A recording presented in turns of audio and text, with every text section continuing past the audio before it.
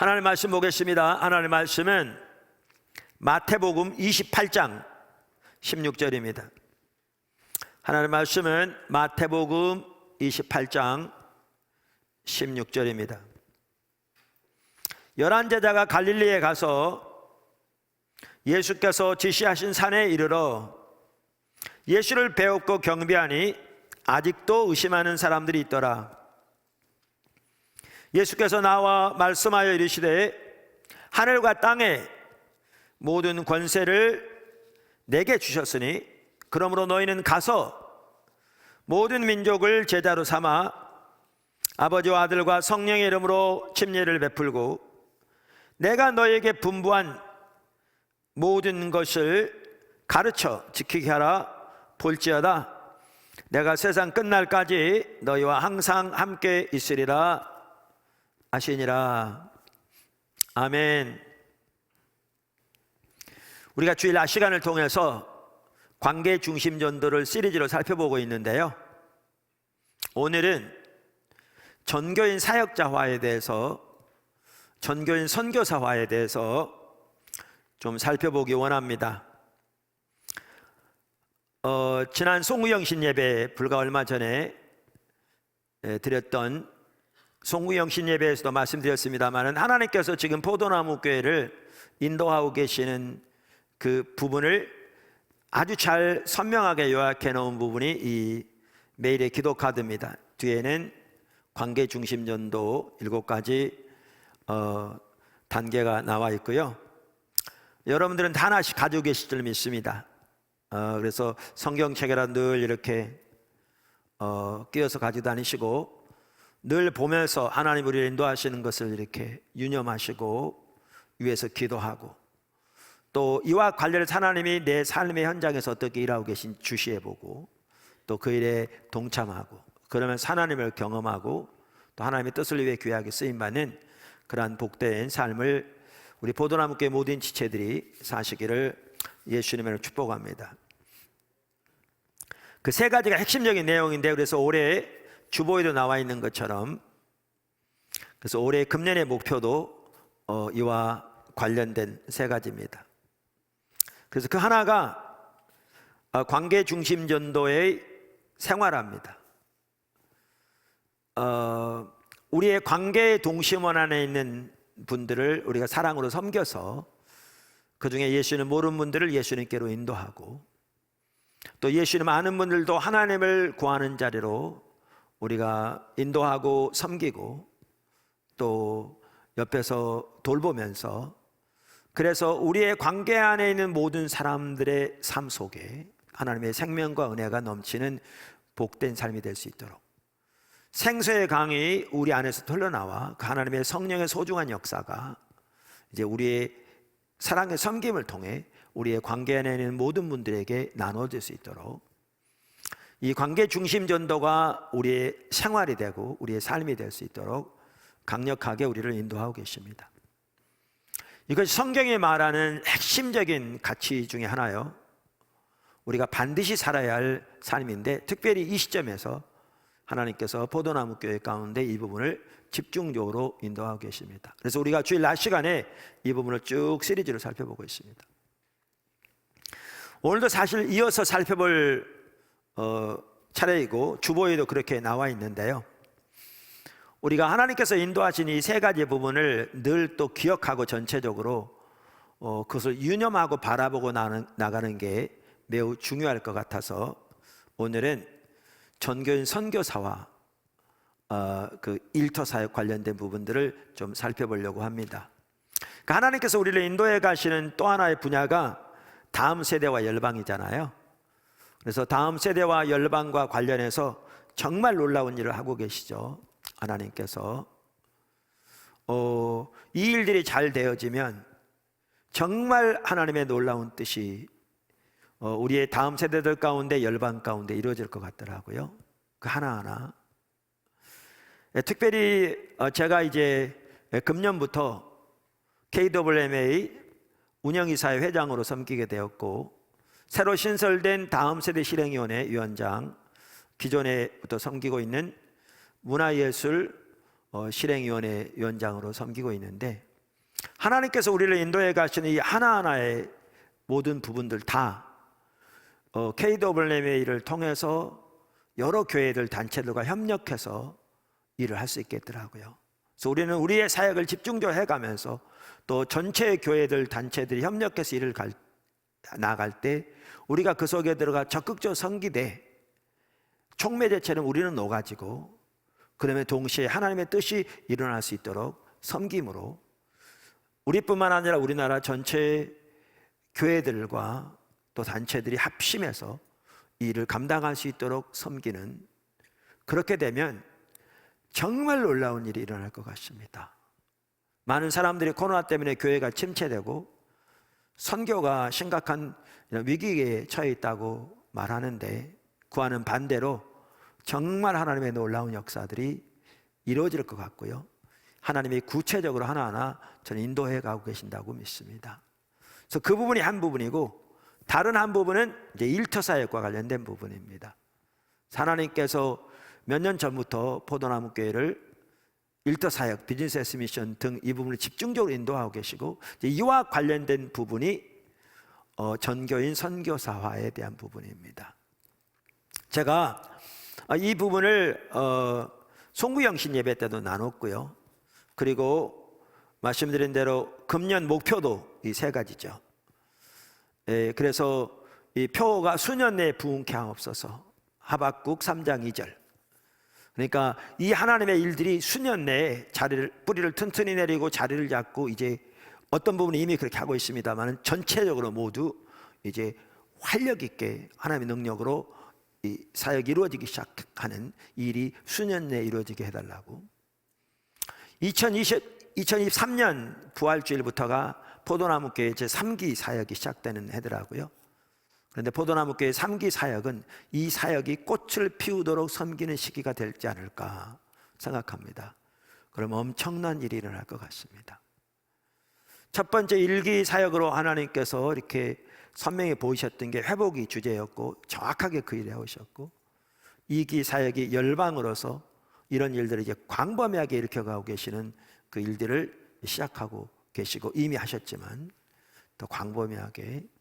그런데 3기 사역은 이 부분들이 꽃을 피우도록 하나님이 인도하시는, 그때 가봐서 하나님이 구체적으로 인도하시겠지만 어쩌면 그러면 3기의 그 테마는 부흥이 되지 않을까. 그 사모하고 고대하는 하나님의 부흥, 그 하나님의 부흥이 되지 않을까 싶기도 합니다. 그런 맥락에서 우리가 관계중심전도를 쭉 살펴가되 전체적인 그림을 다시 한번 보고 유념하고 늘 기억하고 나갈 수 있도록 전교인 사역자 선교사화를 좀 살펴보려고 하는데요, 이걸 살펴보게 된 계기는, 직접적인 계기는 지난주에 매일의 예배와 배움의 시간에 기도회를 인도하면서 있었습니다.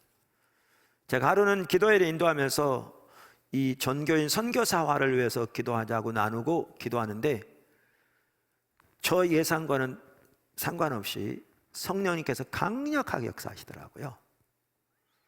그러면 하나님께서 얼마나 이 부분을 기뻐하시고 또 얼마나 놀라운 계획을 가지고 계시고 또 하나님께서 이걸 통해 얼마나 놀랍게 역사하실지 정말 보여지는 것 같았어요. 그래서 제가 그때 나누면서도 아마 빠른 시일 내에 이 부분을 교회 가운데 한번 나누게 될지도 모르겠다 이렇게 말씀드렸는데, 그게 계기가 되어져서 오늘 전교인 선교사화에 대해서, 그러니까 앞으로 우리가 이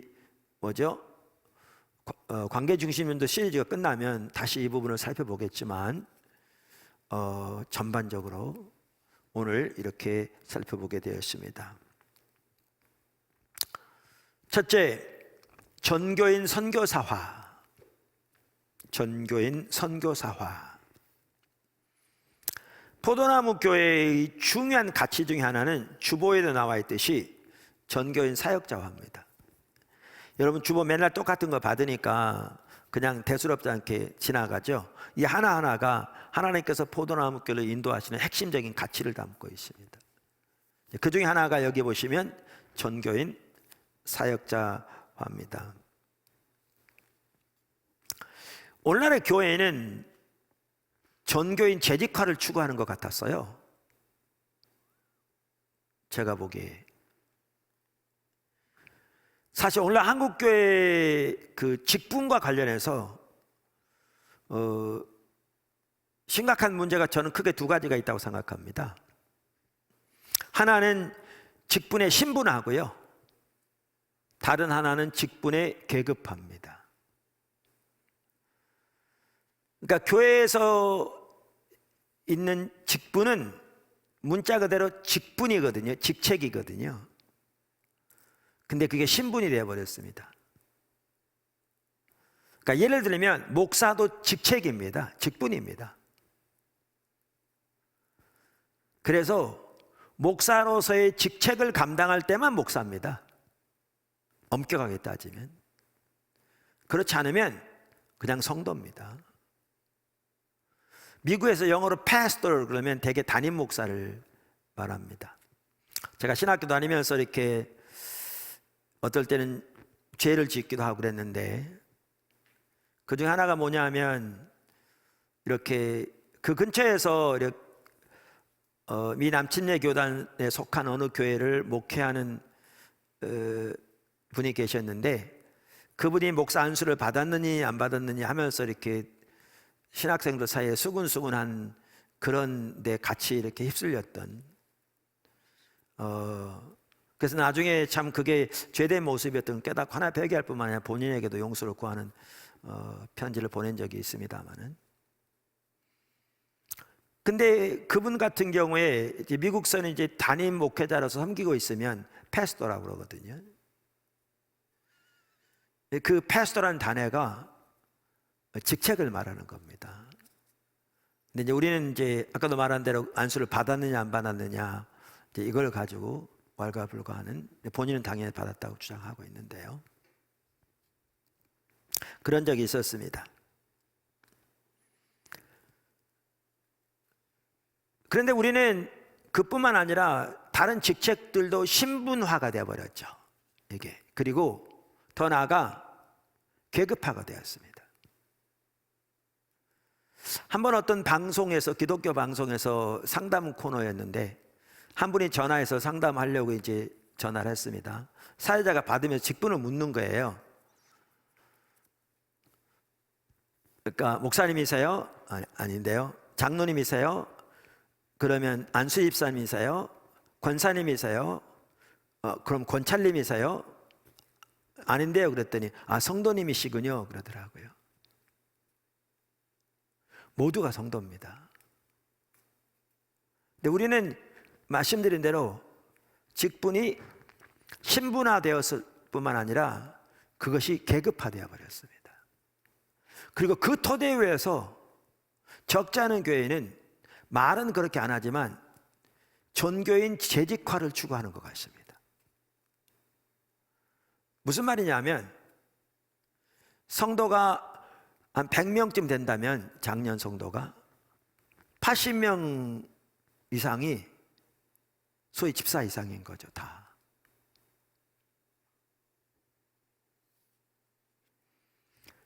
초대교회 당시에는 예루살렘 교회에 5,000명이 훨씬 넘었는데, 왜냐하면 하루에 구원받은 숫자만 해도 5,000명이 넘었으니까요. 소위 우리가 말한 집사 7명 있었거든요. 그리고 그들은 직책이었거든요.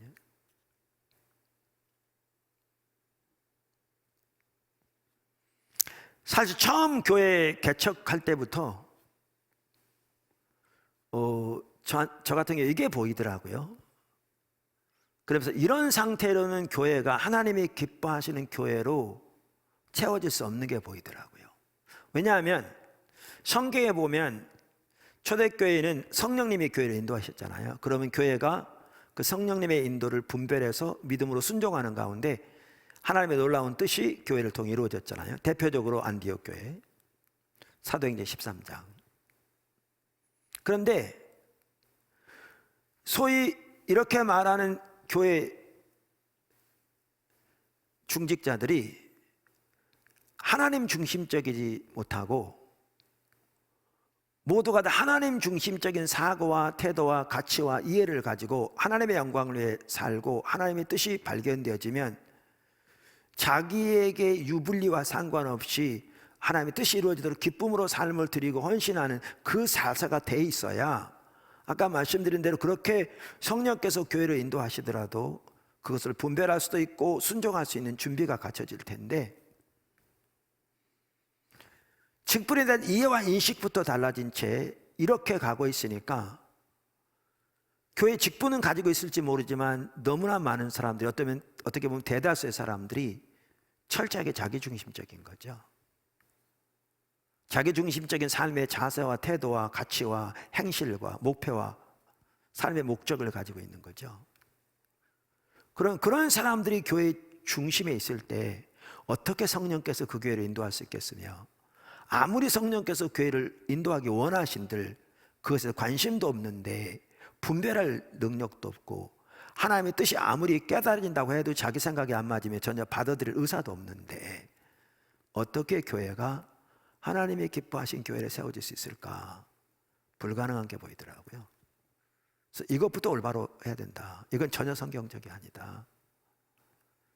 사실 그렇게 하면서 이 초대교회, 포도나무교회 초기 당시에 적지 않은 사람들이 교회를 떠나면서 교회가 없어질 뻔한 위기도 있었다고 그랬는데, 그 이유 중에 하나도 그런 이유가 있었습니다. 근데 그건 전혀 성경적이 아닙니다.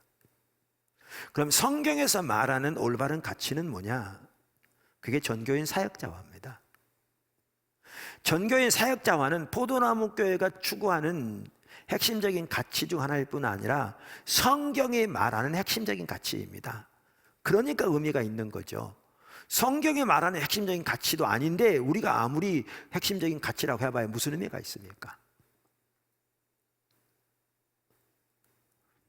특별히 신약 성경을 보면 전교인 사역자가 성경이 말하는 핵심적인 가치인 것을 볼 수가 있습니다. 사실 많은 분들이 전교인 사역자화가 목회자들의 로망이라 이렇게 얘기하기도 하죠. 그러나 그 이전에 성경이 말하는 핵심적인 가치입니다. 특별히 우리는 두 구절에서 그걸 볼 수 있는데요, 그중 하나가 오늘 읽은 본문 말씀입니다. 제가 오늘 읽은 본문 말씀 16절부터 읽었습니다. 제가 의도적으로 16절부터 읽었습니다. 대개 이 구절을 대개 18절부터 많이 읽잖아요. 이 구절이 흔히 우리가 말하는 대위임령입니다. The Great Commission. 예수님이 승천하시기 바로 직전에 제자들에게 명령한, 한편으로 보면 유언과도 같은, 그래서 우리가 부를 때 대자를 붙여서 대위임령이라고 이렇게 말하기도 하죠. 자, 그러면서 여기 보시면 16절에 보면 11제자가 갈릴리에 가서 이렇게 말하거든요. 그러니까 예수님께서 이 명령을 하셨는데 승천하실 때 모인 모든 제자들에게 하셨지만, 이 구절을 보면 이 명령을 가장 근본적으로 누구에게 하셨느냐 하면 11제자에게 하신 겁니다. 그러니까 여기에 11제자는 예수님의 12사도 중에 가룟 유다가 예수님을 배반하여 떠났고 남은 11제자를 말하는 겁니다. 남은 11제자를 말하는 겁니다. 자, 그러면서 여기 보시면 그들에게 뭐라고 명령하셨냐면, 하늘과 땅의 모든 권세를 하나님이 예수님에게 주셨다고 하시면서 19절에 보면 너희는 가서 모든 민족을 제자로 삼으라, 이게 명령입니다. 너희는 가서 모든 민족을 제자로 삼으라, 이렇게 말하죠. 근데 그럼 어떻게 제자를 삼느냐? 이게 명령문이고 나머지는 이 명령문에 연결된 분사와 같습니다. 어떻게 제자로 삼느냐? 두 가지가 나오죠. 하나는 아버지와 아들과 성령의 이름으로 침례를 베풀라. 성경에 나오는 침례는 단순한 의식을 말하는 게 아니고요, 구원받는 믿음이 전제된 것을 말합니다. 그러니까 이 말은 가서 예수를 모르는 사람들에게 예수님의 복음을 전해서 저들로 예수님을 믿도록 하라, 그 말이죠.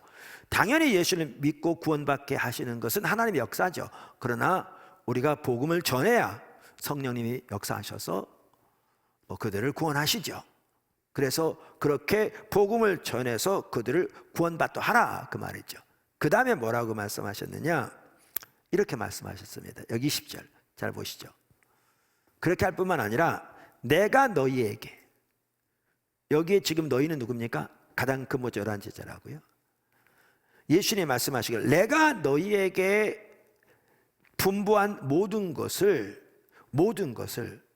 저들에게 가르쳐 지키게 하라. 이게 대이임령입니다. 그러니까 무슨 말이냐면 예수님을 전해서 예수님을 믿도록 할 뿐만 아니라 그들에게 예수님이 11제자에게 가르친 모든 것들을 동일하게 그들에게 가르쳐서 그들도 지키게 하라는 거죠. 이 말은 뭐냐 하면 그들 모두로 하여금 11제자와 똑같이 되게 하라고 말이죠. 그들 모두로 하여금 11제자와 똑같이 되게 하라. 이게 하나님의 뜻입니다. 이게 예수님의 대이임령입니다. 너무너무 중요한 말씀인 거죠. 그러니까 우리 입장에서 보면 이런 거죠. 하나님께서 이제 제자들에게 명령하셨고 그 제자들의 복음을 전했고 그래서 복음이 우리까지 왔잖아요. 자, 그럼 우리 입장에서 보면 우리가 먼저 그 전해진 복음을 통해 성령의 역사로 우리가 예수를 믿어 구원을 받고 그래서 아버지와 아들과 성령의 침례를 받고 그 다음에 어떻게 해요? 예수님이 11제자에게 분부한 모든 것을 우리도 배워서 우리도 그대로 실천함으로 그들처럼 되라는 거죠. 그러니까 모든 성도가 11제자처럼 되어야 하는 겁니다. 모든 성도가.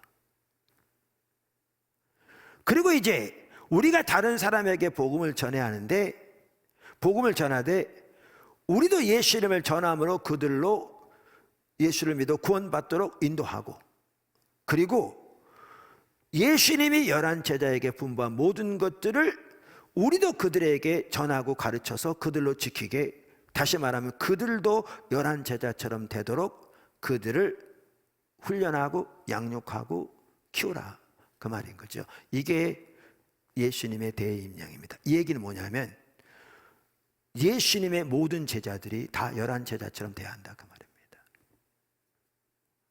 전교인 사역자화가 명확한 하나님의 뜻입니다.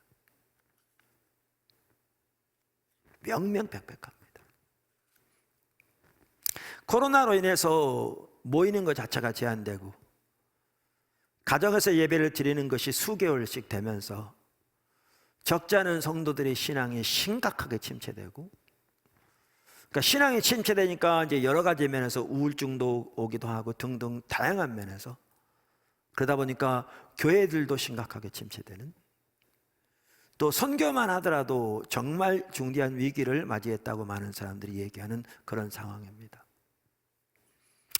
코로나가 어느 정도 진정되어지고 이제 백신과 치료제가 본격적으로 이렇게 더 나와서 전 인류가 주사를 맞고 또 예방을 함으로 자유롭게 활동할 때가 되었을 때 그때가 언제 될지 모르겠습니다만은 금년 내로는 그런 때가 오겠죠.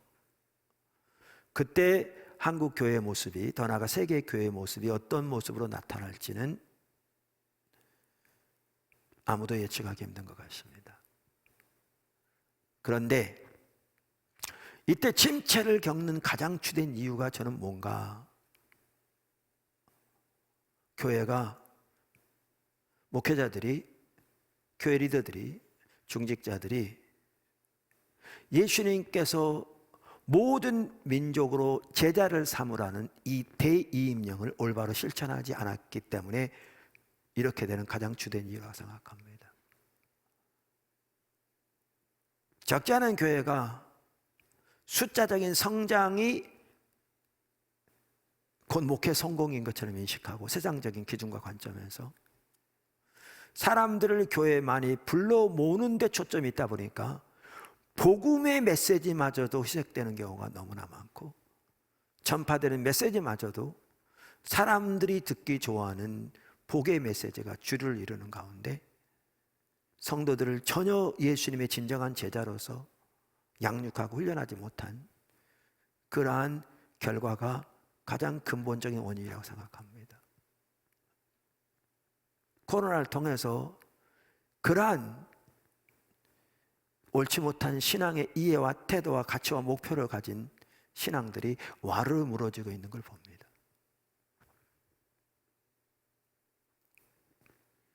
그런데 하나님께서, 예수님께서 명령하신 대이임령은 제자 삼으라는 건데, 지금 말씀드린 대로 그것은 다른 말로 표현하면 전교인 사역자와를 말합니다. 전교인 사역자를 말합니다. 전교인 사역자와 관련해서 또한 중요한 구절이 있는데 그게 에베소 4장 11절이야 합니다. 에베소 4장은 성령의 은사에 대해서 다루는 구절입니다. 성령의 은사 중에 일부는 직분도 은사입니다. 직분도. 그래서 고린도서 12장에서 14장, 베드로전서 4장, 로마서 12장 등에 보아도 그러한 부분들을 볼 수가 있습니다. 그러면서 여기 보면 11절에 이렇게 말합니다. 4장. 그가 어떤 사람은 사도로, 어떤 사람은 선지자로, 어떤 사람은 복음 전하는 자로, 어떤 사람은 목사와 교사로 삼으셨으니, 이게 은사들을 말합니다. 그러니까 하나님이 이들을 교회를 위해 세우셨다 그 말입니다. 이들을 일부에서는 이걸 오중 직분이라 말하기도 합니다. 12절. 그러면 그 세우신 목적이 뭐냐? 그들을 세우신 목적이, 이는 성도를 온전하게 하여 봉사의 일을 하게 하며 그리스도의 몸을 세우려 하심이라. 16절까지 읽으시면 좋겠지만 시간을 아끼게 제가 12절까지만 읽겠습니다. 오늘날 어떤 성도들은 여기 언급된 것과 같은 소위 교회에서 사례비를 받는 전문 사역자들이 사역을 감당하는 것으로 이해합니다.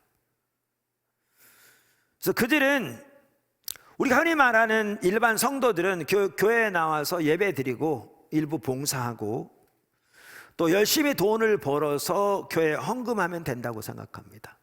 그리고 하나님 나라 일은 누가 하느냐?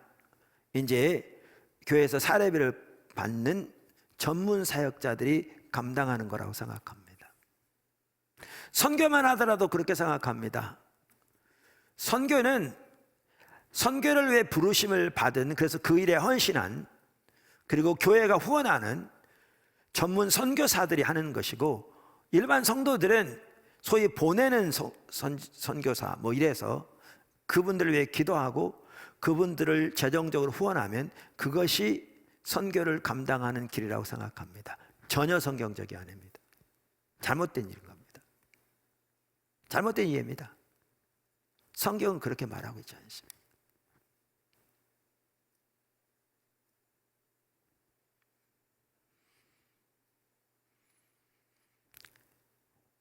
여기 오늘 본문에 보면 아주 중요한 구절입니다. 사실 에베소 4장이 하나님이 그러한 사역자들을 세우신 목적이 나오는데, 세우신 목적이 뭐냐? 성도를 온전케 하기 위함입니다. 여기 온전케 한다는 말은 그들을 성숙하게 만들고 그들을 돌보고 그들을 무장시키고 그들을 훈련시키는 것을 말합니다. 여기 온전케 하다는 말을 영어 NIV 성경은 equip한다 이렇게 되어 있습니다. 그들을 무장시킨다 그 말이죠. 페트라 주석은 이 구절을 이렇게 표현했더라고요. 성도를 온전케 하며, 이에 해당하는 헬라어 프로스톤 카타르티스모는 외과 의학에서 부러진 뼈를 맞추거나 찢어진 그물을 수리할 때, 또는 범죄한 자를 바로 잡는다고 할 때 사용되었다. 즉 복음을 선포하고 가르치는 목적을 실현하며 성도들이 온전케 되도록 회복시키고 훈련시키는 것을 의미한다. 이게 그 사역자들이 하는 일이고요.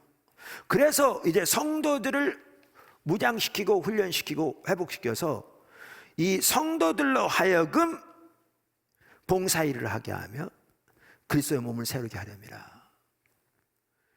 그들의 주어진 은사를 따라서 교회 안에서 섬기고 또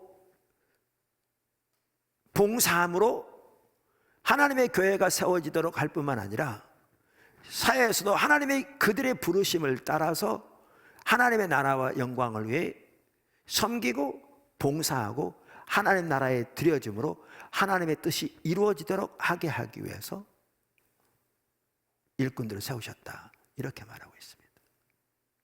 전교인 선교사화입니다. 전교인 사역자화입니다.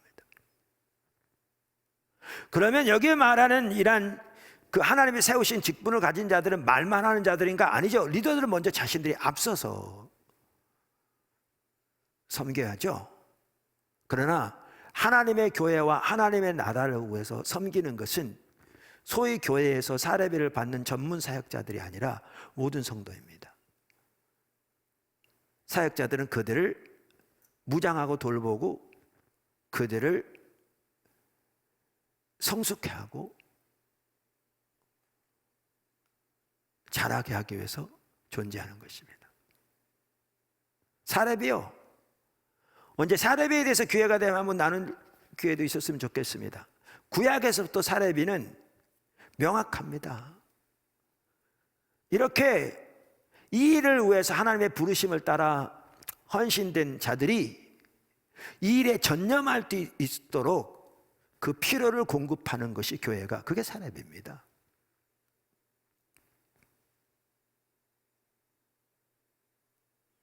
당연히 그 필요는 요즘은 또 오래 살고 하니까 소위 교회에서 섬김의 기간 후에 또 이 세상에 사는 동안에서의 그 생활을 위한 것도 필요도 포함되겠죠. 왜냐하면 그 일에 헌신된 자들이 그렇게 주의 일에 전적으로 헌신해서 살아갈 수 있는 필요를 공급하는 것이니까요. 사례비는 돈 벌기 위한 게 아닙니다.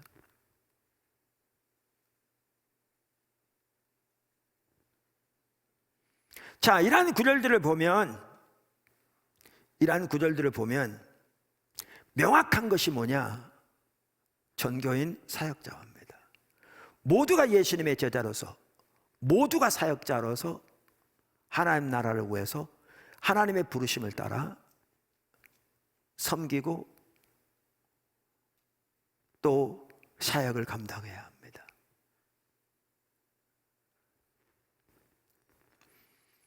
그래서 성경이 말하는 핵심적인 가치 중에 하나가 전교인 사역자하고, 그것이 포도나무 교회의 핵심적인 가치 중에 하나인데, 그것을 우리가 전교인 선교사화로 부르기로 한 겁니다.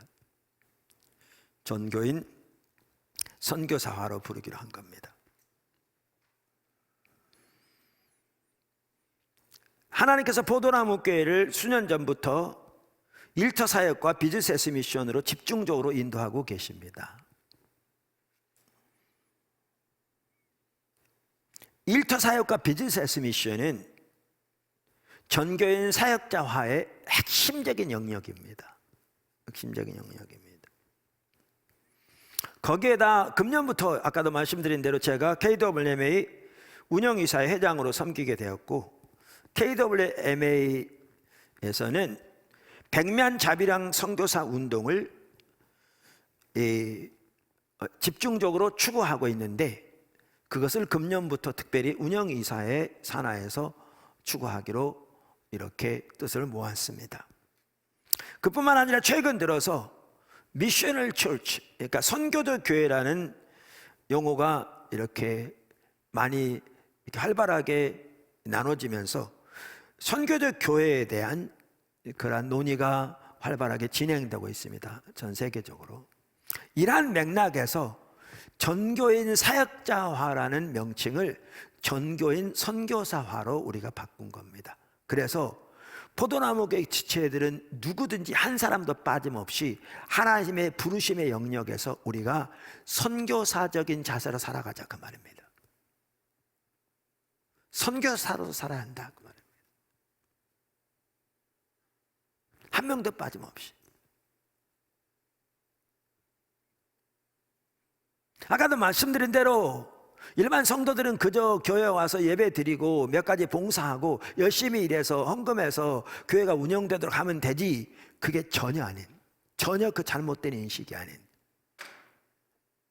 모든 성도가 다 예수님의 제자로서 선교사적인 자세를 가지고 하나님의 부르심의 자리에서 하나님 나라 확장을 위해 헌신하고 섬기고 봉사하고 사역하는 자리에 서야 한다, 그 말입니다. 그게 성경의 핵심적인 가르침이고 금년의 포도나무교회의 핵심적인 목표 중에 하나고, 하나님께서 지금 우리를 집중적으로 인도해 가시는 핵심적인 영역 중에 하나입니다. 아멘. 두 번째, 문화명령과 대이임령의 조화. 문화명령과 대이임령의 조화. 전교인 사역자와의 삶을 살려면, 다시 말하면 모든 성도가 선교사적인 삶을 살려면 여기 중요한 한 가지가 뭐냐면 문화명령과 대이임령의 조화를 추구해야 합니다.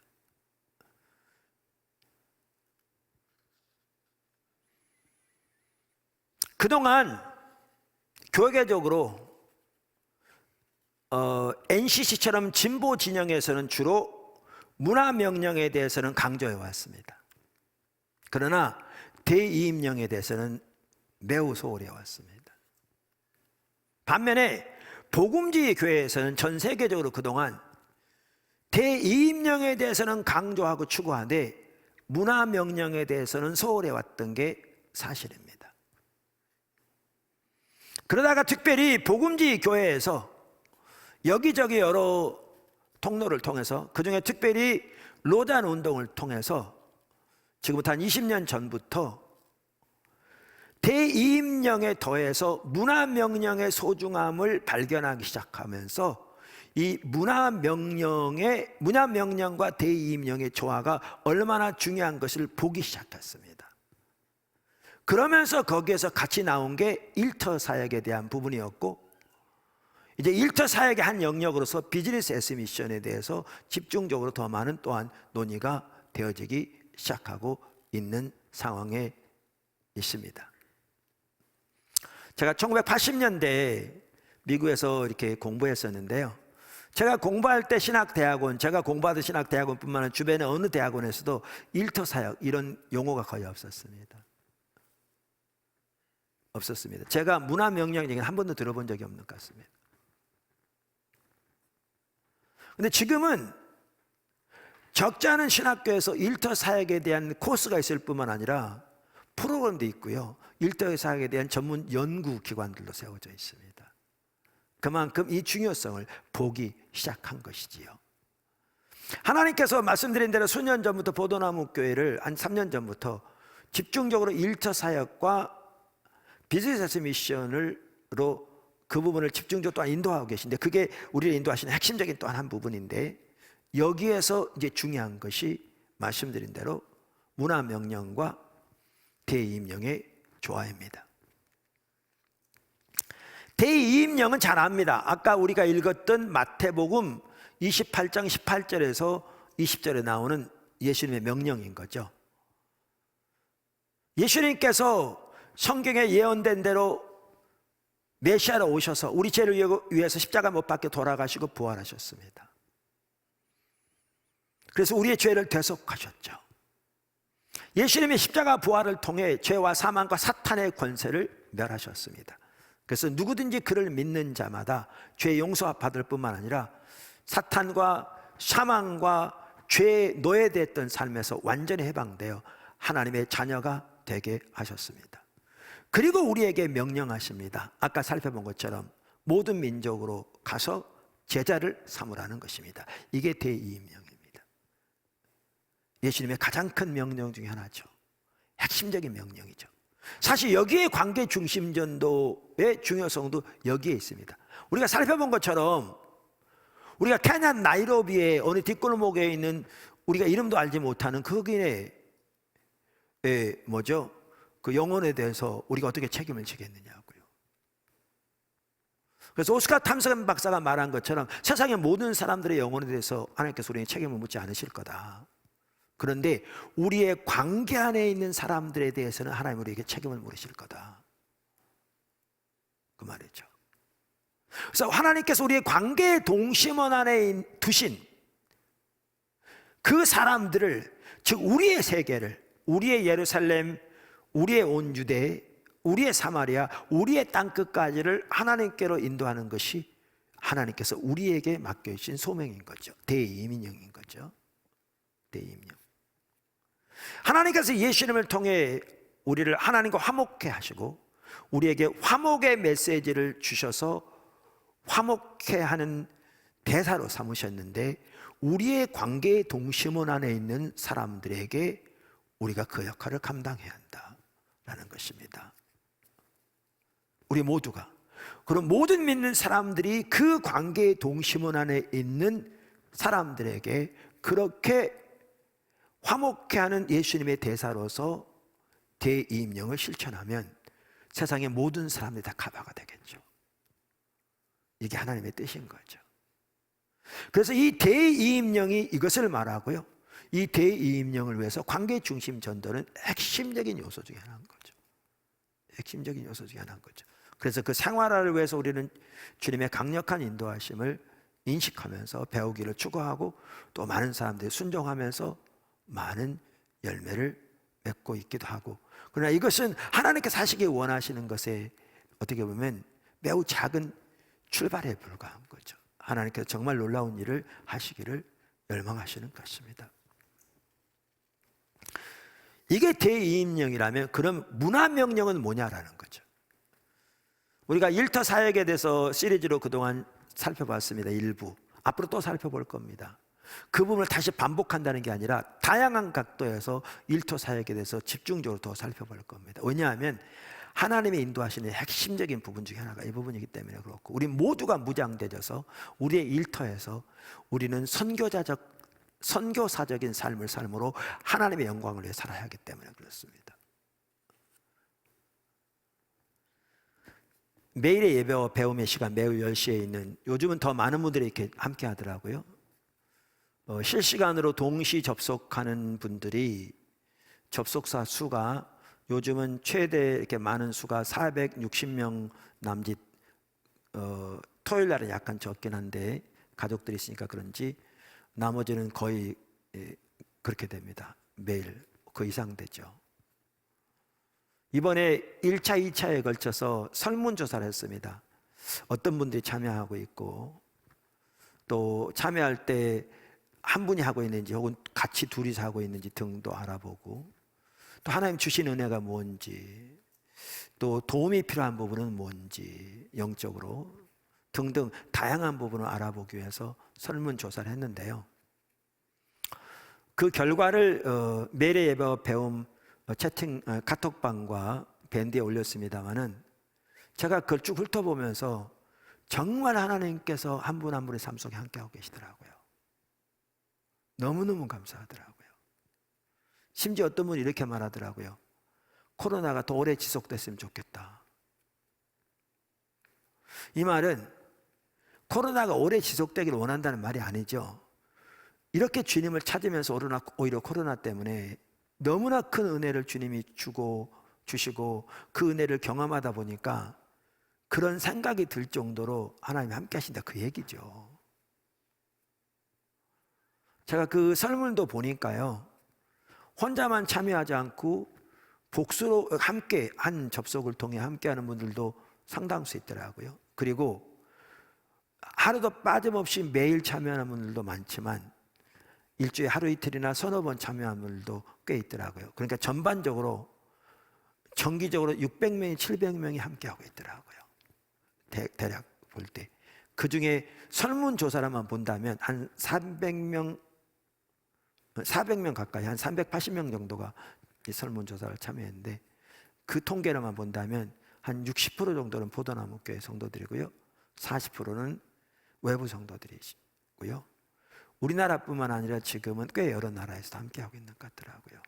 근데 그 중에 어떤 분들은 일터 사역 시리즈를 통해서 정말 일터에서의 소명을 발견하고 정말 그것이 그 더 이렇게 어떤 소망도 생기고 주님의 뜻 살고자 하는 열망도 생기면서 귀하게 주님을 경험한 내용들을 거기에 간증한 분도 있더라고요.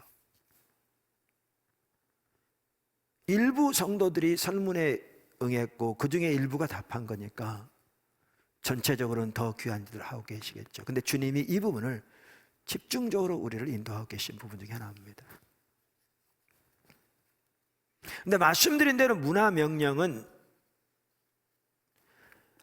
하나님께서 우리를 하나님의 형상으로 창조하신 그 창조에부터 나타납니다. 창세기 1장과 2장에. 그러면서 일에 대한 성격이 새롭게 이해되기 시작했고요. 일터 사역에 대한 중요성이 부각되기 시작한 거죠. 아까 말씀드린 대로 특별히 복음지 교회 내에서 그렇게 되기 시작한 겁니다. 창세기 1장에 보면 하나님은 창조의 하나님이십니다. 그런데 말씀드린 대로 그 구절에서부터 일이 새롭게 이해되기 시작한 거죠. 그동안에는 우리가 일을 어떻게 이해하는 경향이 많았느냐 하면 인류의 타락의 결과로 우리에게 주어진 징벌처럼 이해된 경우가 많았습니다. 그래서 힘들어서 고생하는, 그래서 입에 풀칠을 하기 위해 마지못해 사는 고역으로 이해하는 경향이 적지 않았죠. 그 외에 다른 이해들도 있었지만, 그러나 성경은 전혀 그렇게 말하고 있지 않죠. 인류의 타락 이전부터 일은 있었습니다. 아까도 말씀드린 특별히 천지 창조에 대해서 말하면서 성경은 하나님을 일하시는 하나님으로 표현하고 있습니다. 창세기 2장 1절부터 3절에 이렇게 말합니다. 천지와 만물이 다 이루어지니라. 하나님이 그가 하시던 일을 일곱째 날에 마치시니 그가 하시던 모든 일을 그치고 일곱째 날에 안식하시니라.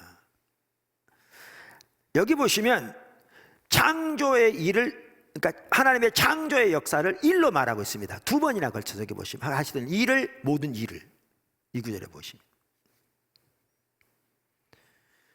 하나님이 그 일곱째 날을 복되게 하사 거룩하게 하셨으니 이는 하나님이 그 창조하시며 만드시던 모든 일을 마치시고 그날에 안식하셨음이니라. 여기도 창조 역사를 일로 표현하고 있습니다. 이걸 보면 노동이 얼마나 중요하며 또한 우리의 존재의 기본적인 요소인가를 단적으로 볼 수 있습니다. 단적으로 볼 수 있습니다. 그 워드 바이블 카멘터리라는 주석 시리즈에 창세기 주석을 쓴 웬햄이라는 학자는요 이렇게 표현했더라고요. 하늘과 뜻을 짓는 걸 포함한 말할 수 없이 거룩한 신의 행위를, 즉 하나님의 행위를 그런 식으로 묘사하는 건 정말 뜻밖이다. 그걸 일로 묘사하는 건 정말 뜻밖이다, 그 말인 거죠. 하나님의 그 거룩한 창조 행위를 일로 묘사한 건 정말 뜻밖이다. 구약학자 빅토르 해밀턴도 얼드만 출판사에서 나온 창세기 주석에서 이렇게 얘기합니다. 하나님의 창조 행위는 두 번에 걸쳐 일로 묘사되고 있다. 아까 그 2장 2절을 보시면 구약 성경에서 구약 성경에는 노동을 가리키는 두 가지 어휘가 있다. 두 번째 단어는 거칠고 숙련되지 않은 특성을 강조한다. 반면에 첫 번째 낱말은 그게 여기 쓰인 용어인데 지금 창세기 2장 2절에 그 낱말은 장인 또는 노련한 기능공이 해내는 숙련된 노동을 의미한다. 하나님이 일을 행하시는 솜씨는 그만큼 세련되고 전문가적이었다. 이렇게 하나님이 일하시는 하나님으로 일이 그만큼 소중한 것을 보이실 뿐만 아니라 하나님께서 인간을 하나님의 형상으로 창조하셔서 에덴 동산에 두셨는데, 에덴 동산에 두시면서 그들에게 명령하신 것 중에 하나가 핵심이 일이었습니다. 일이었습니다. 그래서 여호와 하나님이 그 사람을 이끌어 에덴 동산에 두어 그것을 경작하며 지키게 하시고, 보십시오.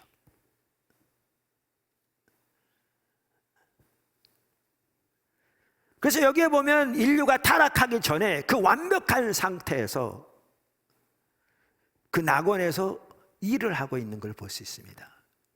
이건 일은 저주의 결과가 아닌 걸 볼 수 있는 거죠. 명확하게.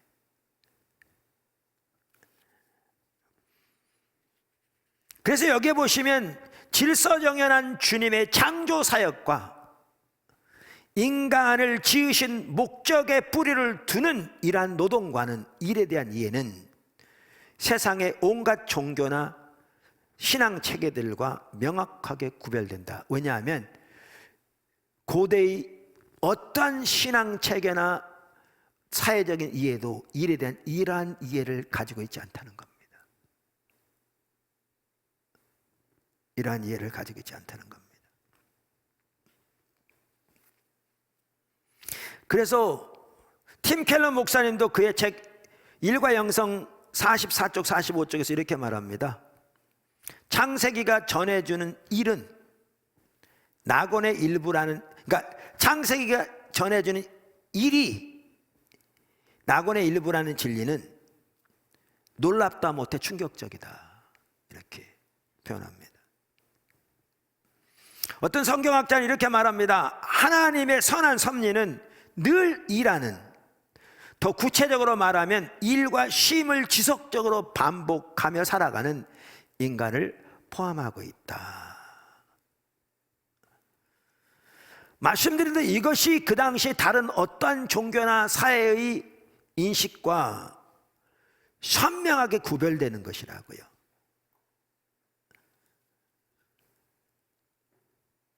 어떤 종교에서는 일을 무의도식하는 황금 시대가 지난 뒤에 역사에 끼어든 재앙으로 이해하는데, 성경은 전혀 그 이해와는 근본적으로 다른 이해를 가지고 있는 걸 볼 수가 있습니다. 자, 그런데 여기서만 멈춘 게 아니죠. 하나님은 창조의 하나님이시되 하나님은 그 창조 역사를 계속하고 계시다는 겁니다. 하나님이 6일 동안에 천지를 창조하셨는데 그것으로 영원히 창조 사역을 마친 것이 아니라 하나님은 그 이후에도 지속적으로 창조의 역사를 행하고 계시다는 겁니다. 팀 켈러 목사님 이 부분을 잘 이렇게 정리하고 있습니다. 그의 책 43쪽에 이렇게 말합니다. 창세기 2장 역시 하나님이 만물을 창조하실 뿐만 아니라 피조물들을 돌보시는 일을 계속 하신다는 걸 보여준다. 신학자들이 공급이라고 부르는 사역이다. 그러니까 창조 사역을 계속 하시되 그 창조 사역은 뭘 의미하느냐 하면 피조물들을 돌보시는 공급의 역사라는 겁니다.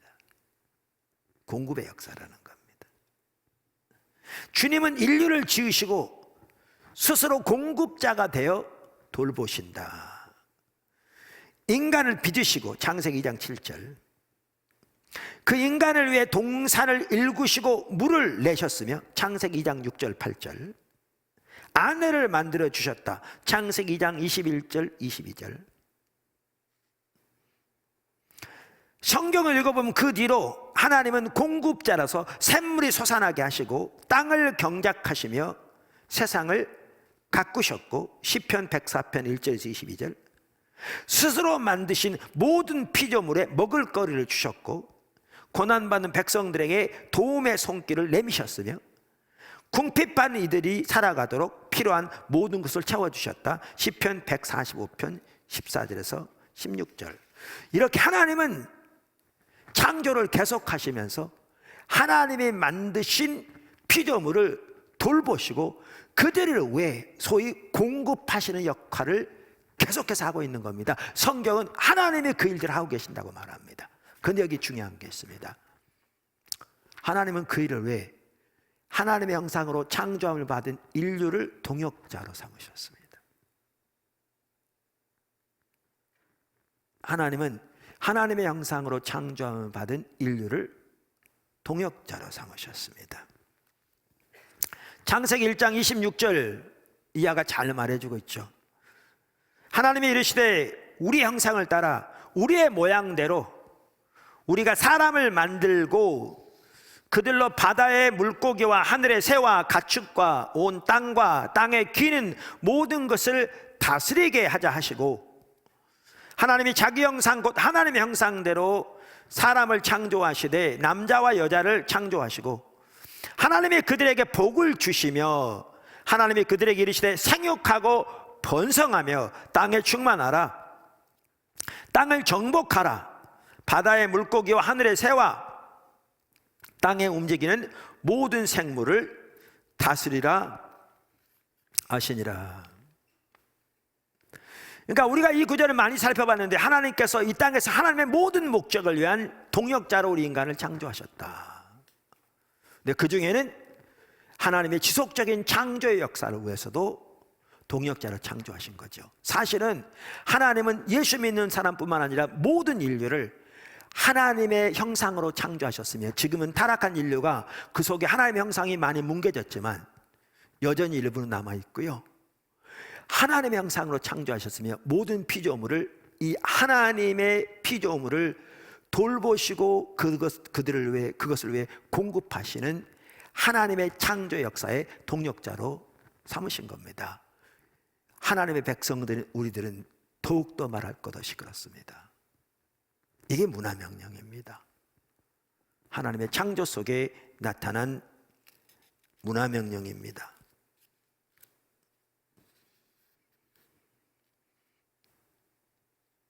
그래서 여기에 보면 땅을 정복하라는 것도 독재자처럼 자기 유익을 위해서 모든 하나님의 피조물을 이용해서 학대하라는 것이 전혀 아니고요, 동산지기처럼 돌보고 가꾸고 보살피고 하나님을 대표하고 대신해서 하나님의 피조물들에 대해 그렇게 하라는 것이죠. 창조의 동역자로 우리 인간을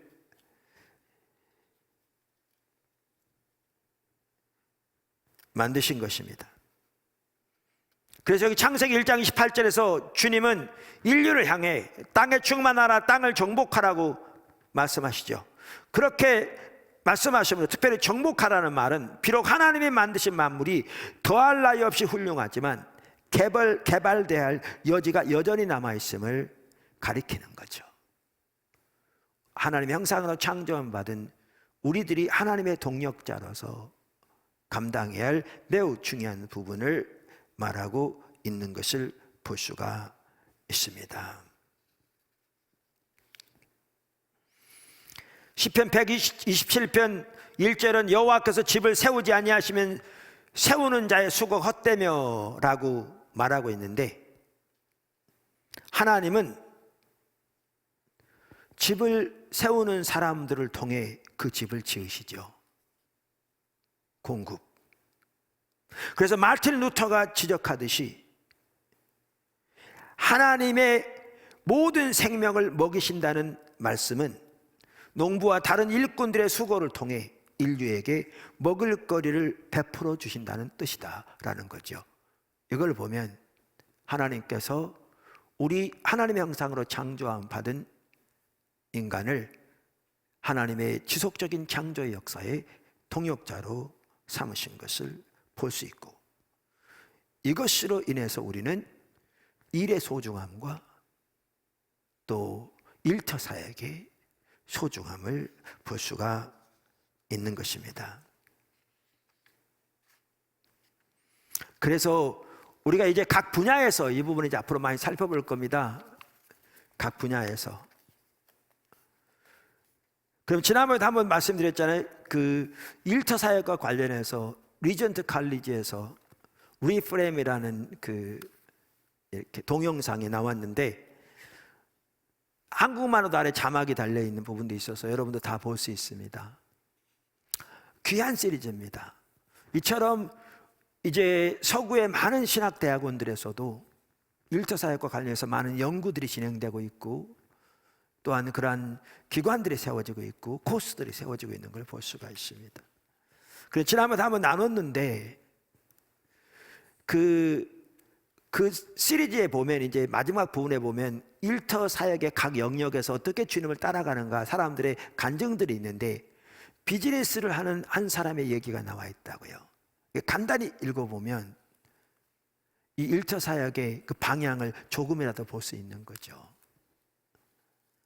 비즈니스의 가치는 이윤 극대화에 있다고 하는데 이게 세상 사람들이 이해하는 비즈니스의 가치입니다. 비즈니스는 이윤의 극대화, 그들의 목표죠. 하는데 그런 관점에서는 시장 안에서 불법만 아니라면 뭐든지 해도 된다는 의식을 갖게 되죠. 그분이 하는 얘기입니다. 저희는 완전히 다른 관점을 적용했어요. 우리는 사업의 모든 업무는 고객의 이익과 우리 기업 내 직원들의 복지와 지역 사회의 번영을 위한 것입니다. 이익은 우리의 목적이 아닙니다. 이익은 말하자면 인간의 혈액과 같은 것이지요. 피를 모으기 위해서 살아가는 사람은 지금까지 본 적이 없어요. 하지만 피 없이는 살아갈 수 없죠. 그러니까 피는 중요하죠. 피 없이 살 수 없죠. 근데 우리가 사는 목적이 피를 모으기 위해서 사는 사람은 없잖아요. 비즈니스 이익은 중요합니다. 비즈니스 미션을 이렇게 강조하는 또 그 사역을 추구하고 또 그 사역의 그러한 여러 가지 그 성경적인 가르침을 가르치는 사람들도요, 이윤의 중요성을 말합니다. 비즈니스이기 때문에. 그냥 자선단체를 나눠주는 게 전혀 아닙니다. 이윤은 중요합니다. 문제는 이윤이 목적이 아닌 거죠. 아까 나온 것처럼.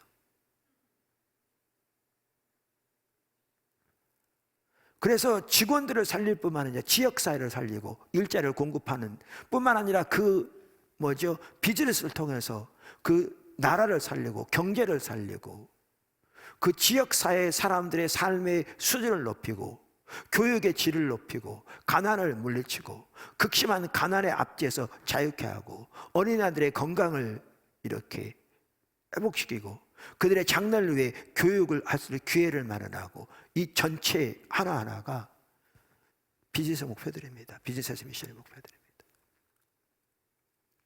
이게 문화 명령입니다.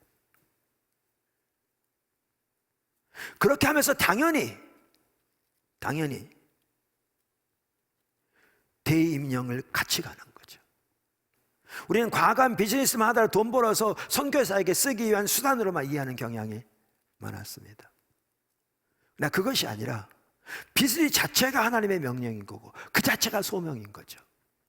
그래서 말씀드린 대로 그 소명을 통해 지금 나누는 그러한 하나님의 명령에 그래서 인류를 창조하시고 이 바로 하나님의 피조물을 돌보고 가꾸고 보살피고 하나님의 지속적인 창조 역사에 동참함으로 생육하고 번성하고 하나님의 생명이 넘치도록 하나님 뜻이 하나님의 가치관이 사회 가운데 세워져서 하나님 뜻은 항상 생명의 풍성함인데 그러한 은혜가 넘치도록 섬기도록 우리를 부르셨는데 그 일을 감당하도록 나가는 것이 문화 명령인 거죠. 자, 그러면 우리가 전교인 선교사화를 추구할 때 매우 중요한 이제 가치 중에 하나가 뭐냐면 이 문화 명령과 대임령의 조화를 우리 모두가 추구해야 합니다. 이 토대 위에 서야 합니다. 이 토대 위에. 저는 그래서 포도나무교회 지금 미래관 완성돼서 그 준공 검사 지금 중이라고 그랬잖아요. 미래관을 코로나 시대에 짓게 된 가장 주된 핵심적인 목적이 도서관 때문이었습니다. 기독교 학생들을 위한 도서관만이 아니고요, 포도나무교회 모든 우리 다음 세대를 위한 도서관만이 아니고요, 우리 어른들조차도 이렇게 일터사역 비즈니스 미션 등 하나님께서 우리를 부르신 각 영역에서 하나님의 부르심과 소명을 따라 문화명령과 대임령의 조화를 이루는 하나님의 사람으로서 선교사적인 삶을 살려면 그 부분이 절실하게 필요한 거죠. 절실하게 필요한 거죠.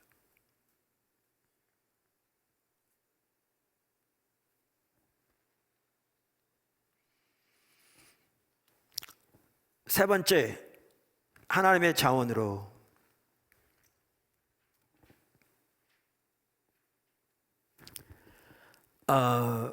과거에, 지금도 자유진영에서는 그렇게 하고 있습니다만, 자유주의 신학을 가진 진영에서는 문화명령은 매우 강조했습니다. 말씀드린 대로 대임령은 소홀히 했습니다. 뿐만 아니라 문화명령을 성취하는 데 있어서도 그들은 하나님의 능력을 의지하는 하나님의 방법을 하기보다는 인간의 노력과 방법과 수단을 통한 그 일을 추구했습니다. 저는 그 전적으로 잘못된 것이었다고 생각합니다.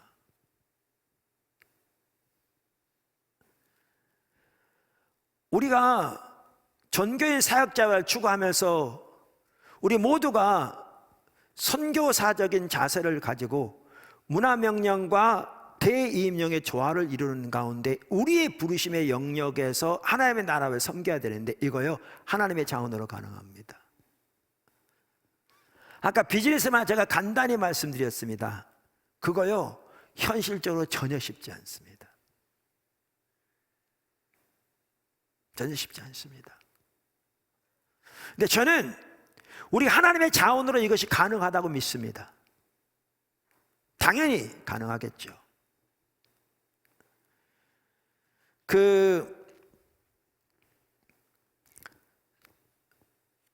지난 1월 2021년 주일 첫 주, 제가 계획한 게 아니었는데 하나님께서 신명기를 중심으로 그 부분을 살펴보게 하셨는데요, 특별히 매일의 예배와 배움의 시간에 대한, 또 우리의 모든 삶에서 그렇게 추구해야 될 매우 중요한 부분을 보이셨습니다. 오늘 설교도 그와 연장선상에 있습니다.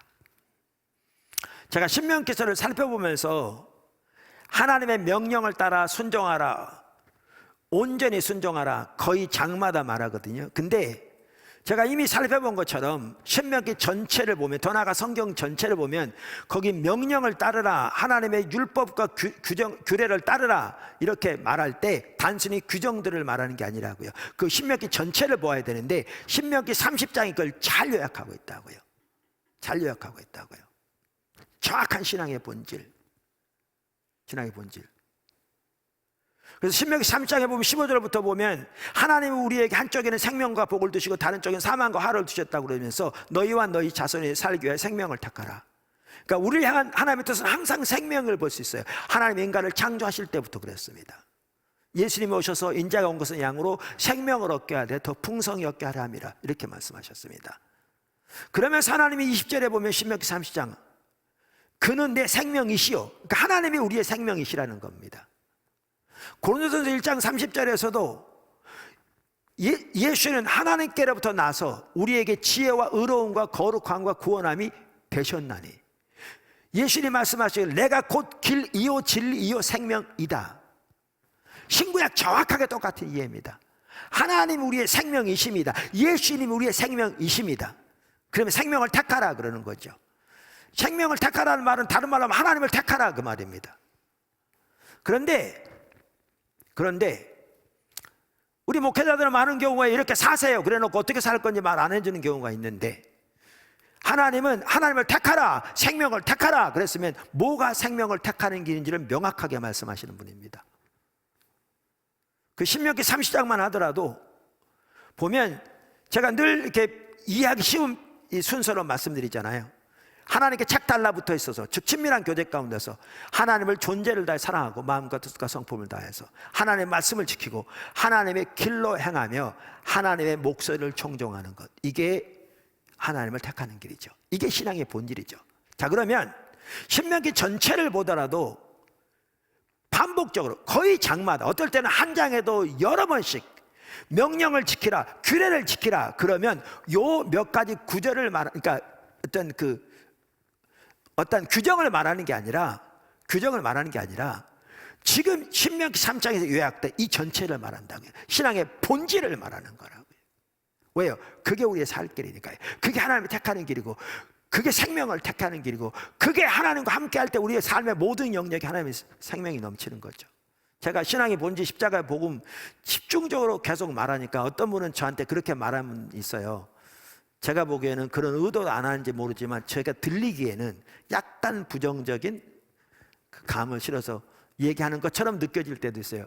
목사님은 그것을 귀에 딱지가 않도록 얘기한다고. 근데 제가 신명기서 읽으면서 뭘 설명해 보게 됐냐면요, 신명기는 아까 그 신명기 30장만 하더라도 그 신명기 30장에 요약된 이게 신명기 전체에 명확합니다. 신앙의 본질을 장마다, 그러니까 명령을 지키라, 규례를 지키라, 그게 이걸 말한다고요. 그게 여호수아까지 연결됩니다. 그거를 그야말로 귀에 딱지가 않도록 얘기하고 있더라고요, 성경은. 왜요? 그게 살 길이니까요. 그게 살 길이니까요.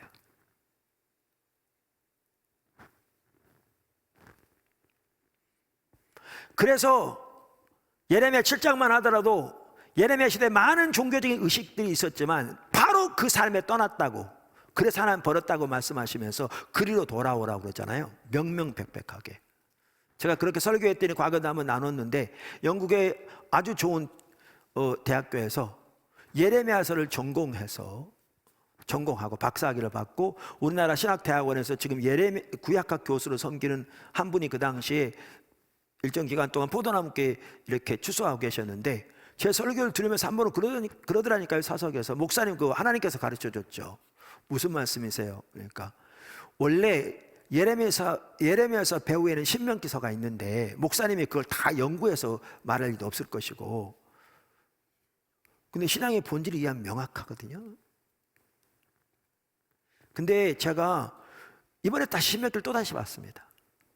신명기서를 보면서도요, 이게 요한복음과도 연결되더라고요. 똑같은 가치관으로 연결되더라고요.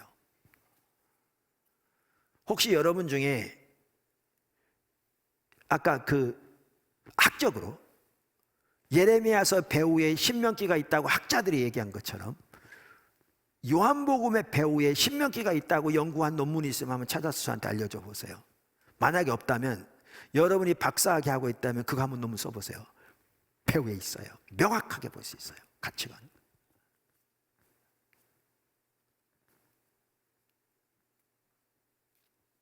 성경 전체는 하나님의 성령의 감동으로 쓰여졌기 때문에 명확하게 연결되죠. 자, 그래서 신앙의 본질이 우리의 살 길이고, 더 나아가 요한복음만 하더라도 요한복음 15장에 우리가 예수님 안에, 예수님의 우리 안에 친밀한 교제를 통해 예수님이 먼저 그 삶을 사셨고, 우리가 스스로는 아무것도 할 수 없고 예수님이 그러셨던 것처럼 아버지가 오늘까지 일하시니 나도 일한다. 나는 스스로 아무것도 할 수 없다. 나는 아버지 행하시는 걸 본다. 그것을 나도 행한다. 아버지가 아들을 사랑하셔서 아들에게 아버지 행하시는 모든 걸 보이신다. 즉 하나님께 친밀한 교제 가운데 하나님의 행하신 보고 온 사람을 동참하는 그 삶이 우리 신앙의 본질인데, 이 삶을 통해서 우리의 모든 사역이 이루어지는 거죠. 그러니까 일터 사역이요, 이 신앙의 본질을 통해 이루어지는 겁니다. 하나님의 지혜가 필요합니다. 하나님의 인도가 필요해요. 주님이 주신 확신이 필요하고, 하나님의 마음이 부어져야 되고요, 하나님의 안목이 필수고, 그 시대를 바라보시는, 그 사람들을 바라보시는, 그 사회를 바라보시는 하나님의 긍휼의 마음이 보여져야 되고, 하나님의 비전과 열망이 보여져야 되죠. 주님을 찾아야 합니다. 그래서 매일의 예배와 배움 등 다양한 통로를 통해서 주님을 찾아야 됩니다. 제가 오늘 이 설교 최종적으로 아까 말씀대로 그렇게 해서 이렇게 하게 되었는데, 오늘 하기로 결정한 거는 제가 방송실에 오늘 설교 원고를 다른 걸로 주고 난 다음에 결정됐어요. 그래서 오늘 원고를 2번 보냈습니다. 그런데 준비하면서 쉽지 않았어요, 약간. 근데 하나님의 임재 가운데 있으면요, 이렇게 또렷이 보여져요. 선명히 앞뒤가 맞아지고요, 하나님의 의중이 보이고요, 하나님이 이끌어 가신 방향이 보여요. 제가 뭐 얘기하려고 그런 줄 아십니까? 일터 사역, 비즈니스 미션, 전교인 선교사 좋습니다. 그러나 또 나름대로 여러분 목표를 세우고 나름대로 여러분 부르심 얘기하고 또 하나님 주신 소명 얘기하고 다 좋습니다. 그러나 하나님의 임재 가운데서 주님의 자원으로 충만해야 가능합니다. 그래야 가능해요. 그래야 아까도 말한 대로 하나님의 비전도 선명히 보이고 하나님의 열망도 부어지고 인류를 바라보시는, 이른 영혼을 바라보시는, 가난한 자들에게 가난에 처해 있는 지역 주민을 바라보는 등등 하나님의 마음도 부어지고, 뿐만 아니라 하나님의 지혜도 주어지고 하나님의 길이 선명히 보여지고 하나님의 뜻대로 나가고자 하는 열망도 부어지고 힘도 주어지고, 모든 것들이 신앙의 본질로만 가능합니다. 신앙의 본질로만 가능합니다. 그래서 전교인 선교사를 위해서도 그것이 1차 사역이건 그것이 무엇이건 하나님을 찾으며 하나님 앞에 머물면서 하나님을 존재를 다해 사랑하기를 추구하면서 성경이 말하는 그러한 신앙의 본질 가운데서 하나님의 인도를 따라 순종하는 삶, 그게 핵심입니다. 계속해서 지금 같은 말씀을 전하게 하고 계십니다. 1월 첫 주에도 오늘도 시리즈를 살펴보는 중에도 여기 한 가지 제가 다른 통로도 말씀드렸는데요, 중요한 게 교회의 중요성입니다.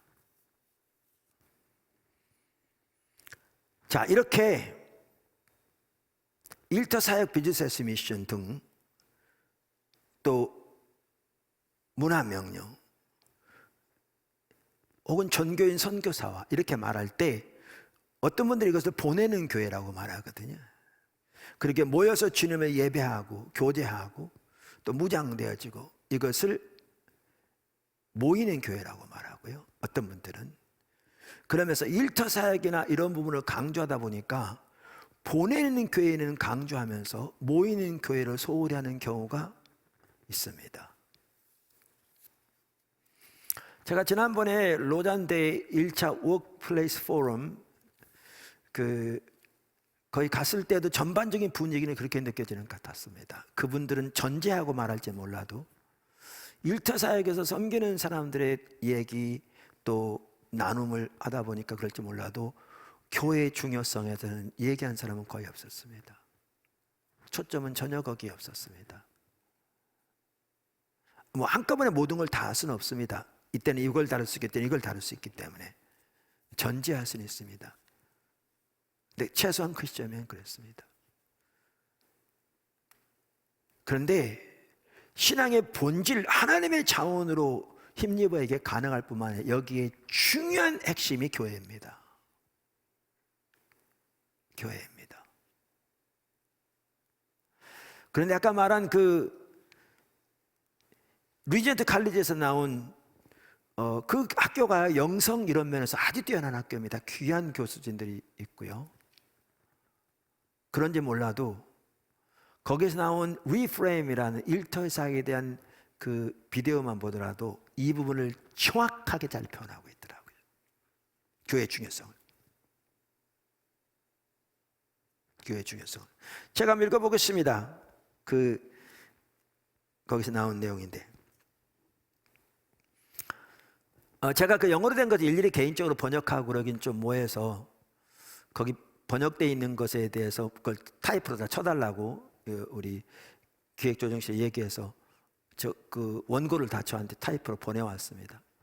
그래서 제가 그걸 참조하면서 더 필요한 부분이 있으면 이제 원래 영어를 들으면서 이렇게 조정하면 되니까 그럼 시간이 좀 더 전략됐을 것 같아서. 그래서 혹시 여러분 중에 그 원고를 원하시는 분들은 우리 기획조정실장님한테 얘기하면 뭐죠? 보내줄 겁니다. 자, 그래서 그 원고를 지금 그 일부러 읽는 겁니다. 원고에. 여러분들은 하나님이 교회에서 왕이신 것처럼 우리의 일터, 집, 지역사회에서도 왕이신 것을 믿으십니까? 우리가 하고 있는 일과 우리가 영향을 미치는 것들 중 그리스도의 주권이 미치지 못하는 곳이 있습니까? 우리가 교회에서 하나님을 신뢰하는 것만큼 저 밖 세상 속에서도 하나님을 신뢰하십니까? 그렇다면 우리도 다니엘과 친구들이 했던 일을 할 수 있습니다. 그들은 포로로 잡힌 이방인들이 분명했지만 바벨론 땅에서 하나님의 대사, 하나님의 종, 하나님의 전령으로서의 정체성을 놓치지 않았습니다. 그리고 궁극적으로 그들은 하나님의 구원하심과 세상을 변화시키시는 능력이 놀랍게 나타나는 것을 자신들의 이교도 일터에서 목격합니다. 그러면서 이렇게 말합니다. 오늘날 기독교인들의 대사관은 이제 우리는 대사라, 그리스도의 대사, 일터 사역 나가는 대사로 이렇게 표현하면서 성경에 그리스도 대사라고 되어 있잖아요. 그러면서 그 시리즈는 대사관의 중요성을 얘기합니다. 이 대사관을 교회로 비유한 거죠. 오늘날 기독교인들의 대사관은 바로 지역교회입니다. 신약 성서에서 교회를 뜻하는 단어는 에클레시아입니다. 신약 성서 저자들이 정치와 정부 세계에서 빌려온 단어입니다.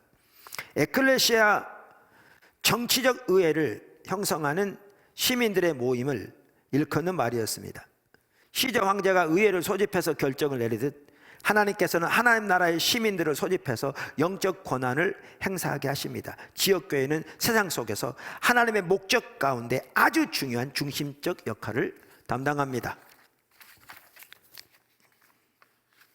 오늘날의 여타 대사관들처럼 워싱턴 DC에 있는 영국 대사관은 영국이 통치권을 가진 영국 영토입니다. 이 시리즈를 강의한 분은 영국 분이었거든요. 캐나다 섬기다. 그래서 이렇게 비유를 든 겁니다. 미국 안에서 영국의 외교적 임무를 관리하고 지원하는 곳입니다.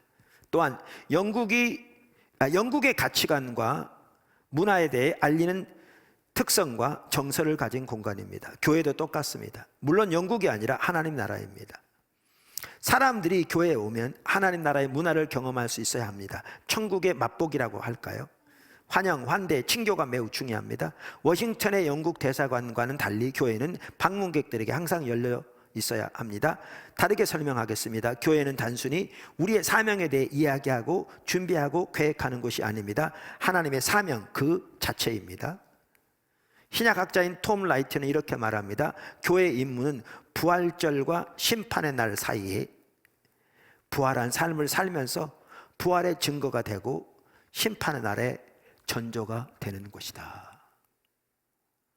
일터 사역의 핵심도 교회가 본부인 겁니다.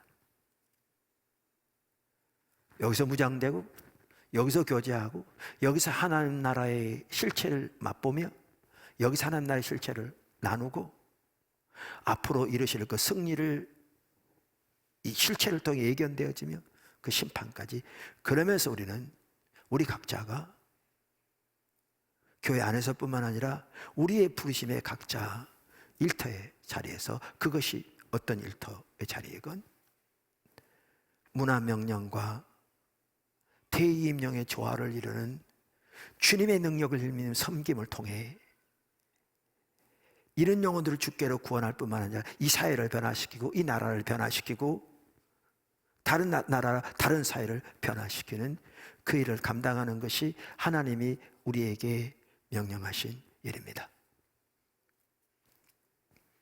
제가 언젠가 말씀드린 대로 윌로크리 커뮤니티 처치에서 여기 주최하는 리더십 그 세미나에 나왔던 아프리카 어느 나라의 국세청장 그 한 사람을 통해서 그 나라 경제 전체가 엄청나게 바뀌었다고 그랬잖아요. 제가 언젠가도 말씀드렸는데 어느 한 항공사의 직원 하나님의 인도를 따라서 주님께 기도하는 가운데 물류 파트로 기획실에서 다른 사람 다 미쳤다고 그러는데 가서 하나님이 주신 지혜를 따라서 승객 좌석 다 떼내고 그거를 화물 실는 공간으로 바꿔서 코로나 시대 그 어려운 때 그 항공사는 흑자를 냈다는 거잖아요. 그 배후에 일터사역을 감당하는 하나님의 사람이 있었던 거 아십니까?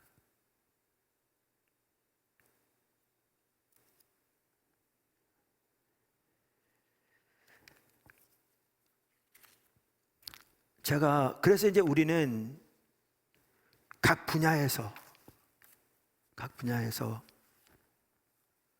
우리 모든 성도들이 선교사적인 삶을 살도록 이끌어 가려고 합니다. 선교사를 헌신하도록 하고, 헌신되어진 대로 교육도 무장도 시키고, 실제로 나가 섬길 때 서로 협력하고 돌보고 위해서 기도하고, 같은 분야의 일꾼들이 모여서 또 팀들끼리 모여서 나누기도 하고 교제도 하고 주님의 길을 더 나가기도 추구하기도 하고 엄청난 일이 있을 겁니다. 제가 이걸 그때 기도했다고 그랬잖아요. 기도하는데 정말 주님이 기뻐하시는 게 보여지더라고요. 그러면서 뭐가 딱 보여지냐면 그 이사야서 60장 작년에 포도나무 교회에 대해서 주셨던 그 우리 구절이죠. 일어나라 빛을 발하라. 이는 내 빛이 이르렀고 여호와 영광이 내 위에 임하였음이니라. 보라 어둠이 땅을 덮을 것이며 캄캄함이 만민을 가리려니와 오직 여호와께서 내 위에 임하실 것이며 그의 영광이 내 위에 나타나리니 나라들은 내 빛으로 왕들은 비치는 내 광명으로 나오리라. 교회가 철저하게 십자가 복음에 세워질 때 이사야 하반부에 신약교회 주신 유업이잖아요. 이런 하나님의 영광이 임하실 것이고 그러한 교회들을 세우셔서 이러한 하나님의 임하심으로 영향력이 열방에 미치게 하시도록 이것이 하나님이 신약의 교회를 위해서 가지고 계신 계획입니다. 교회가 십자가 복음에 쓸 때 유업이 주어집니다. 우리를 그 가운데 서시기를 서도록 원하시고 우리에게 유업을 약속하시고 말씀하시고 그래서 여기 이제 부의 회복도 포함되는데 하나님께 놀랍게 역사하신 것을 나누게 되었습니다. 그런데 이게 당연히 교회에 주신 약속일 뿐만 아니라 개개인의 성도들에게 주신 약속이기도 한 거죠. 우리가 이렇게 각자가 철저하게 복음에 서서 신앙의 본질 가운데 주님을 따라가면서 문화명령과 대이임령의 조화를 이루어서 각 일터 분야에서 소명을 따라 섬길 때 이 일이 일어날 거죠. 그래서 제가 기도하면서 제가 뭐 환상 그런 건 전혀 아닌데요. 어떤 것처럼 꼭 보여지냐면 작은 불들이 빛을 팍 발하면서 지역사회가 밝아지고 나라가 밝아지고 이 하나님의 영향력이 확대되어지는 그런 그 놀라운 이러한 일들이 꿈꿔지는 것 같더라고요. 주님이 원하실. 그러면서 한 가지 더 강력하게 얘기하신 게 뭔지 아십니까? 여러분 오해하지 마십시오. 제가 친정부 인물이라 이렇게 말하는 게 전혀 아닙니다. 그런 게 아닌 걸 여러분도 아실 거고 저게 아닙니다. 제가 반정물면 전혀 아닙니다. 그런 차원이 아닙니다. 근데 주님이 선명히 이렇게 그때 회개하신 게 이거였습니다. 우리 지체들에게도 그런 분 있을까 봐 제가 얘기하는 겁니다. 우리가 이 삶을 살기는 추구하지 않으면서 우리의 생각 가지고 온갖 반정부 불평만 하고 있는 이거 회개할 죄입니다. 우리 믿는 사람으로서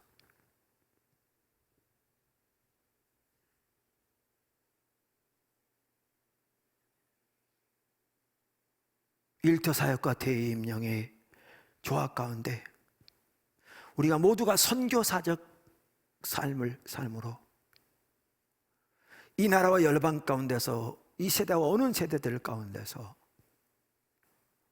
정말 하나님의 뜻이 이루어지고 하나님의 문화명령이 성취되고 이런 영혼들이 대규모로 구원받고 그 사회가 바뀌고 하나님의 가치관과 통치가 그 사회 가운데 더 나타나고 세워지고 하나님 우리에게 생명을 원하시는데 예수 그리스도 안에서 생명 당연히 가장 우선적일 뿐만 아니라 모든 인류 가운데도 하나님의 공급하시고 하나님의 형상으로 창조를 받은 하나님의 그러니까 인류 가운데 또한 모든 하나님의 피조물 가운데 하나님의 뜻이 더 이루어지고 생명이 넘치기를 원하시는 그 일에 우리 모두가 드려주고 나가야 합니다.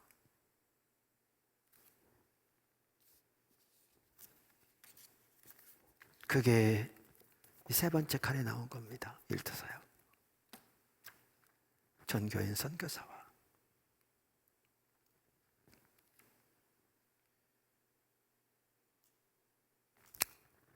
우리를 인도해 가신 주님을 찬양하고요. 우리 모두가 그렇게 주님을 잘 따라감으로 정말 주님의 뜻이 놀랍게 이루어지고 주님의 나라가 이 땅에 임하며 주님의 생명이 우리의 모든 삶 속에 우리 주변에 넘치게 되는 축복이 있기를, 정말 그렇게 주님 앞에 쓰임받게 되기를 예수님의 이름으로 축원합니다. 기도하겠습니다.